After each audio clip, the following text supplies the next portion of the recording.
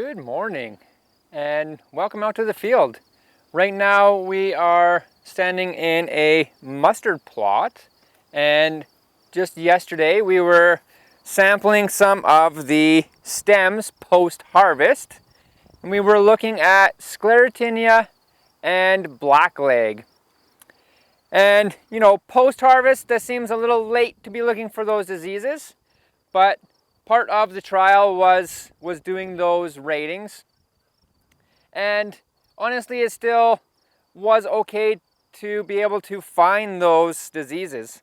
Blackleg is more, it can be throughout the stem, but it's more on that lower stem region. So this is kind of a perfect time to be able to just pull those plants right out, the stalks right out, and be able to cut them and look for the disease right in the stem and assess the incidence. So what was the population or the overall infestation, and what was the severity on each of those plants.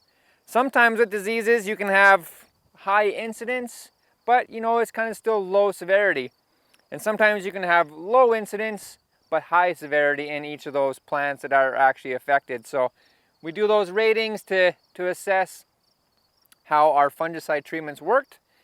And yeah, we do that on the Blackleg and the Sclerotinia. So the Sclerotinia, we had cut this trial a little high, and that allowed us to still be able to find some of that Sclerotinia that was on the lower stem and still kind of nicely assess the plots. Without that plant stand here, we could get in there and be able to really visually see that disease. So it kind of worked out nice for us. And as we talk about that and think about this trial in general, it brings up the larger topic of Sclerotinia and Blackleg, and just diseases in particular in mustard and canola.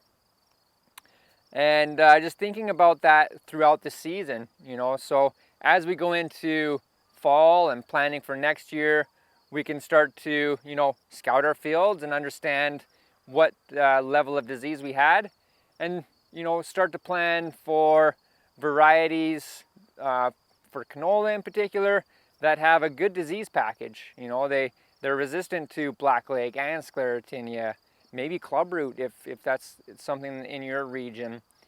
And start to think about those fields. If you have a really problem field, maybe you want to keep it out of canola for another year. And yeah, think about your chemical options too. Maybe looking into what's some of the new chemicals that are out there, talking to your reps, figuring out what's worked in the past, what might work in the future for chemical options even.